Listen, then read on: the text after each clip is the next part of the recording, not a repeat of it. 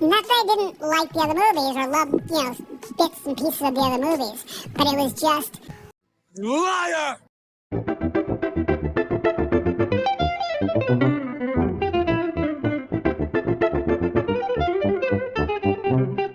Hello one and all, Zach Ferguson here of Articulate Warbling.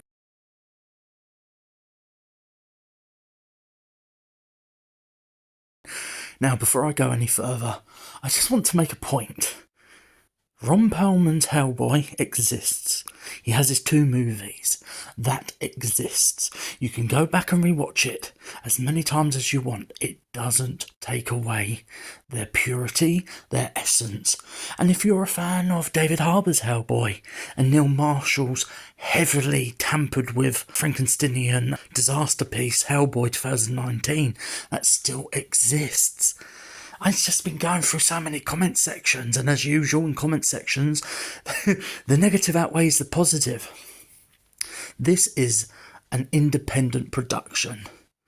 This is fly off your pants, going out in the middle of the woods and making movies with your friends. Only I've looked at the budget and it's, I've seen a lot more movies with lower budgets than this that look better, but I'll go into that. But stop shitting on this just for the sake of shitting on it, because you want to prove your dedication to the likes of Guillermo del Toro's Hellboy films.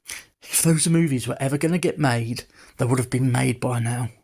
And they haven't been, for a reason. Because Guillermo del Toro is not cashing in that blank check. Because I believe Mike Mignola doesn't want anyone to touch this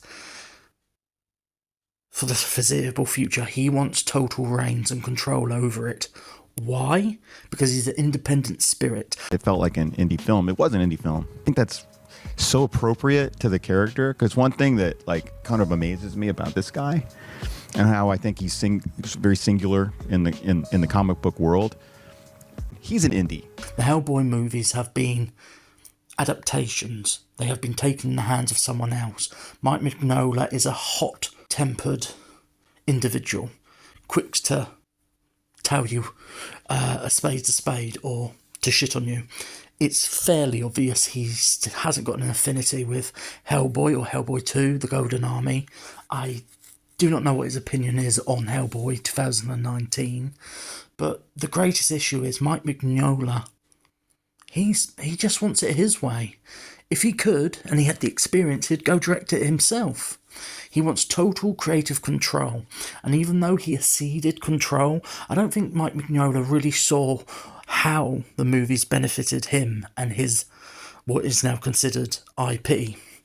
But that aside, he's gone out with various investors and himself, put his money on the counter and went to a director and said, Brian Taylor, I want you to do this. And Brian Taylor is familiar with doing adaptations of graphic novels and comic book materials. The most memorable for me is his TV series, Happy. Brilliant TV series. Check it out if you've got Netflix. I kind of liked his Spirit of Vengeance film that he co-directed with his longtime collaborator and co-director Mark Neveldine. They were Neveldine/Taylor. And if you haven't seen Crank or Crank 2 High Voltage or even Gamer, check them out. These guys do really interesting things with the cameras, with their edit. It's really in a lot of ways experimental, balls against the wall, and you see that on display here from Brian Taylor as the director. When this movie was announced, I was like, cool, I'm cool with it. I'm a long-time reader and big fan of the Hellboy graphic novel series. That exists as it exists. Nothing's going to tank them or take that away. And I think Mignola recognises that, but he kind of gets a little bit blinded when it comes to his own property, when being re-envisioned in a different medium. And I think as close as you can get to it being a direct replica of his work is, well, if you did an animated movie, which I do believe would work. But anyway, Hellboy, the Crooked Man, is a 20 million budgeted horror movie. It is an American Gothic horror movie that co-stars Hellboy. It's a very one-shot story. I believe that those who are familiar with the Crooked Man and other such tendrils that go on from that graphic novel collection of short stories will have a greater affinity, a greater understanding of the implications. But this is a really good just jump in the middle. It's like an episode of a TV show, and you don't really need much backstory. And though stylistically and visually, aesthetically, it doesn't look as good as Del Toro's, and it doesn't look as good as Hellboy 2019, and as much as I hate that film and absolutely just I'm disgusted by David Harbour even having the audacity to think that was a decent performance, let alone a decent Hellboy. And this film, it looks low budget, it looks indie, but it does enough with the camera, with the score, sometimes with the edit, to elevate it. To push this out as this is an indie film. Of course it is, but indie in nature, of course. But a movie with 20 million, like when people say, well, Star Wars is an independently made movie. Well, it was. The prequels are independently funded, but there's a different aesthetic and a different ethos and philosophy behind when you say an indie film. A movie with 20 million should look better than this, but I'm not going to shit on this film. It's not brilliant, it's not great, it is good. And that is heaps loads more. That's heap loads more praise than what I gave to Hellboy 2019, because that is just a fucking disaster. Just a disaster. And it really is strange that an added 30 million you would have something like Hellboy released in 2019. But this film, I think it's good. It is merely good. It's a horror movie. It's leaning into those gothic, more literary realms. It's very literary. It's very much pulling from the tendrils that inspired Mignola's most popular, storylines or one-shot, short graphic novel, comic book narratives with Hellboy involved. And the story's relatively simple. Hellboy and a character whose name I do not remember and whose character shouldn't really be paid much attention to because she doesn't do anything. Says a few lines, and all of a sudden she's framed to be a romantic lead in potential future films, which I highly doubt this film will ever have, because I think that it's marketing, the bad word of mouth merely by that trailer, and just people's negativity surrounding it. I think no one's going to be happy until they get Guillermo del Toro's Hellboy 3, and that's not going to happen. And Mike Mignola's going to ensure that doesn't happen. He doesn't want it. And if he doesn't want it, it's not going to happen. And this is the first production where he's had true control, where he's written the script. He's basically the head honcho, the dog's bollocks. But he still allowed Brian Taylor to go out and make that movie. And they said deliberately in interviews recently, we basically wrote the script so it could be smaller, more grounded. Grounded in the sense that they don't have the bombast of the first two Hellboy films, nor even the grandiosity and absurd visual anarchy of the reboot of Hellboy in 2019. It's smaller, it's contained, and it works. It really bloody works. And let's start off with Hellboy himself. I think Jack Casey's brilliant. The voice, the physicality. I know people are bitching and just bitching, just for the sake of fucking bitching, about the look of it. Oh, it looks like something from sci-fi. Oh, it looks like a fan film. Yes, in some aspects it does. But don't write it off. Don't write it off. Jack Casey, I think he's good. He's very good.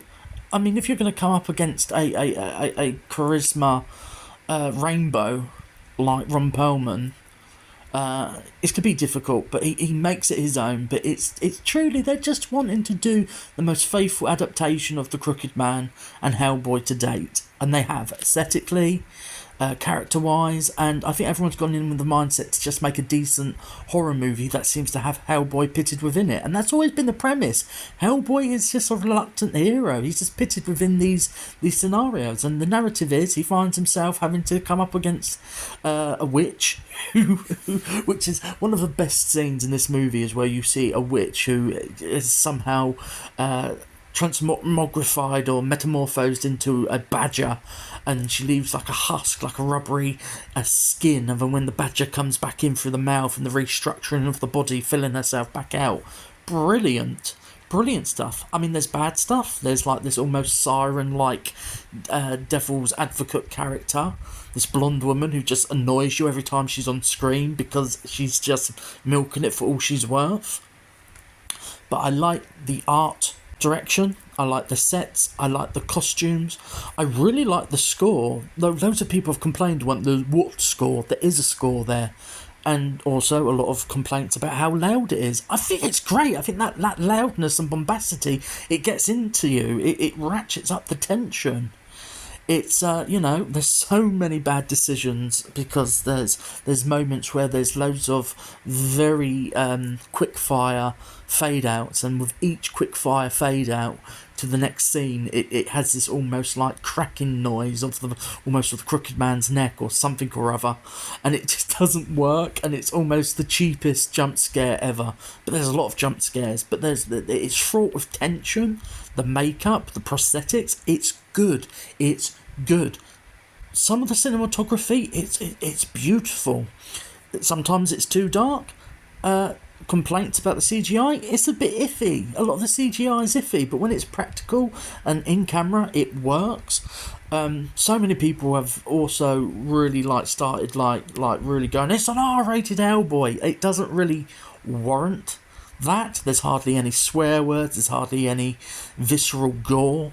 It's all about tension and atmosphere, and it's atmospheric, and sometimes when it goes into the more cerebral, trans-dimensional, hellish, demonic segments, it just works. It works beautifully. Absolutely beautifully. But will there be a Hellboy sequel to this? If it earns enough money from foreign markets and through the VOD releasing, I don't know. So many people have complained that it's a cash grab. It's not a cash grab. They went out and wanted to do an adaptation that would satisfy something in Mike Mignola, and I think it has. I think he's always going to prefer this, and even as much as it may be, one of his favourite adaptations, because he headed it, it will be his baby, his personal accomplishment, whilst being a commercial failure. It wasn't put out to be a big success. It wasn't, because you wouldn't give your movie to Tomato, Ketchup, whatever the fuck they're called, Ketchup Entertainment, to put your films out, and it's going to VOD. Like, it's hardly going to earn its budget back through VOD.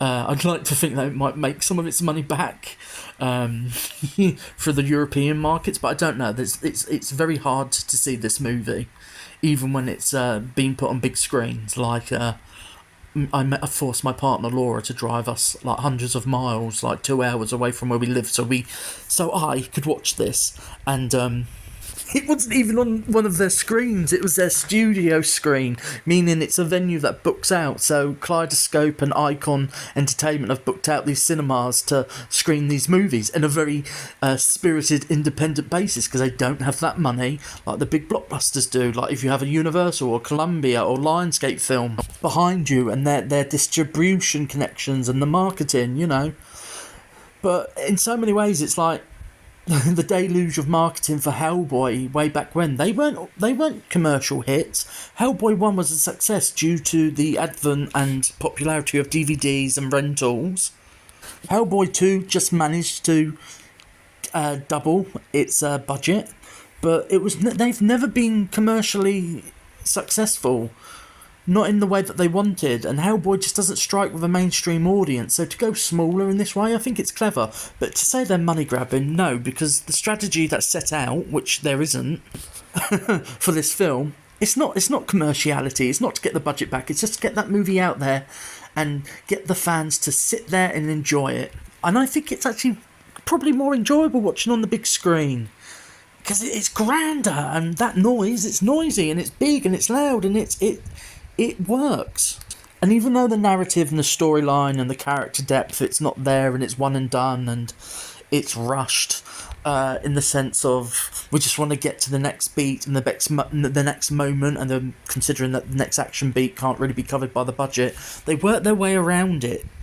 Brian Taylor and the writers, they make it work in the edit on set. It's very small, it's very contained, but there's tension and there's a lot of boldness in the direction, and there's also, you know, glints of the filmmaker that Taylor was when he worked with Mark Neveldine. It's well intentioned, it's a bad story, lacking depth or characterization, but it's drenched in atmospherics. It's just got that earthy soil texture to it, and when the CGI works, it works. Like that train crash in the beginning, it works. The snake, it works. Crooked Man, he's underutilized. I feel it's a misstep, but a step in the right direction, and I would love to see sequels of this nature with maybe a little bit more budget behind it, and maybe this could just be used as a springboard for a television series of Hellboy. Get Sci-Fi involved, have a television series spearheaded by Brian Taylor. You know, he's worked with Sci-Fi before, he's done the graphic novel adaptation of Happy. I think it could work, these smaller contained movies, but will it be a thing? I don't think it will, because there's no big thrust behind the marketing and the advertising that, you know, these types of productions, though sometimes kind of ruined or made rotten through the creative executives, executive producers and, you know, investors, you know, having to have their say. This just didn't have the marketing budget for it to earn anything back. I just feel like this is a passion project that Mike Mignola had to get out of his system to prove a point. I mean, I think Del Toro should have gone to Netflix a while ago and said, look, blank check, I want to do this, we should do this. But I think Mignola was like, no, your time with Hellboy is up. We've tried to do something with it in 2019, it didn't work. I'm going to go out and I'm just going to fucking try and do it myself. And I think he's proved something to himself. Has he proved something to the audiences? I don't know. Maybe that he should steer away from it and entrust it in the hands of better, you know, filmic artists like Guillermo del Toro. But I wouldn't knock Brian Taylor. He did what he had to do. He did the job that was assigned to him. And I would like to see another Hellboy movie by Brian Taylor with a bigger budget and maybe, you know, with a better story. Like, even though he felt this was the best story to adapt, Mike Mignola, it's as a short graphic novel translated into a almost 100-minute movie, it does not work. The story is quite bare bones, no character development. There's some really weird performance choices, but I like Jack Casey as Hellboy. I like the look, I like the aesthetic. When it looks bad, it looks bad, but when it looks good, it looks beautiful. When it fucking rocks, it rocks. When it fails, it fails. But I'm not going to hold that against it. And it's good. It's not great. It's not brilliant. It's not a masterpiece. It's good. So I'm going to give Hellboy, The Crooked Man, 3 stars. I recommend you give it a go. I think you'll get something from it. It is scary. It is drenched with tension. And see it on the big screen if you can. It's noisy and bombastic in a completely different vein to those first 3 big screen Hellboy movies. But anyway, if you want to be an articulate warbler, hit like, subscribe, leave a comment. If you have an opinion, please don't come at me about the whole Ron Pearlman's the only Hellboy. It's just bullshit. It's all fucking nonsense. I love Ron Pearlman. I think Hellboy 1 is a masterpiece. Only I don't like Marco Beltrami's score and certain choices, and that really annoying co-star who we kind of had to be alongside, Agent Myers. Fuck him and the actor that rode in on that film and kind of ruined it for me. But Hellboy 2, The Golden Army, is a masterpiece, and I don't care what Kim Newman has to say. That's not a misfire. That is one of the best Guillermo del Toro movies ever made, and probably one of the best ever superhero movies ever made. That movie's sensational. Hellboy 2019 can go fuck itself. For all the visual carnage and the visual gore, it didn't work. As much as it's pushing itself as an R-rated Hellboy, there's a lot more heftiness from Hellboy 2004 than there is in this, but don't take these as negatives. Don't take these as negatives. Just go in with, an unbiased mind, with a fresh mind, and just sit back, relax. It's bombastic in a completely different way. Anyway, goodbye.